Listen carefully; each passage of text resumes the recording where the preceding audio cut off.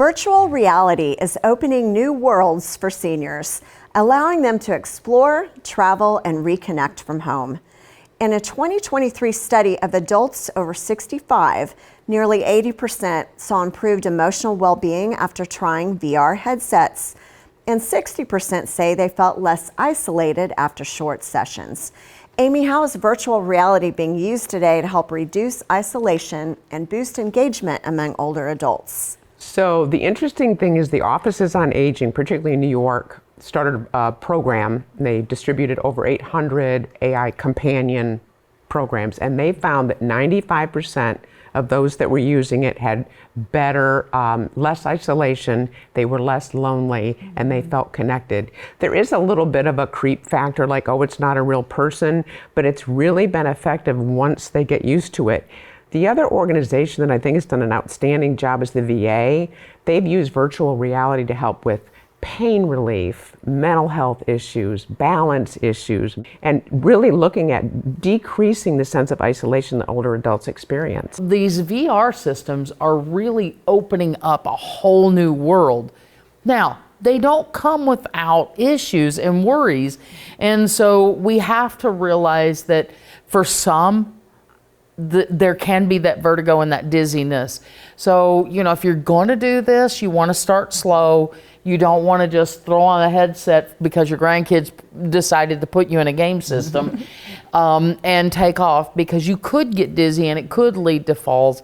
With someone with dementia, we've got to be concerned about the added confusion of it. But there are some real benefits to being able to go on a trip and never leave your house. Yeah, I think it's all about balance. So, some people, they can get so overwhelmed and overstimulated, so that's not going to be a good thing. Now they're going to be more agitated. Sure. However, the thought of being able to go to museums or visit all these other different places and never leave my home, that's a good thing. That's interaction. Yeah. But you also want them to have some direct interaction. It's never going to replace it. I think everything can an enhancement. And then with physical therapy and all that, they're using a lot of that for balance and support and mobility. So I think it plays a role. It's just you have to have that fine balance. These could be really fun to create some laughter, some engagement with family, be conversation starters with families or caregiver. Right. And Going down memory lane, visiting the beach that you honeymooned on, or a town from years ago. And so this is all about having some emotional reconnection, memory stimulation, conversation catalyst, and also be used for practical testing, where you can get a baseline of where we're at cognitively now, and then what kind of improvements. So you can get the headsets for home, and you can go to a VR, to a studio and participate. So it's out there, and don't get worried about the technology. I would just Find say, your grandkid and say, hey, come on over here and set this up for me, and let's play a game together and maybe interact with them. I saw one clip where a woman had this secret in her head, and she had no one to share it with. She was too afraid.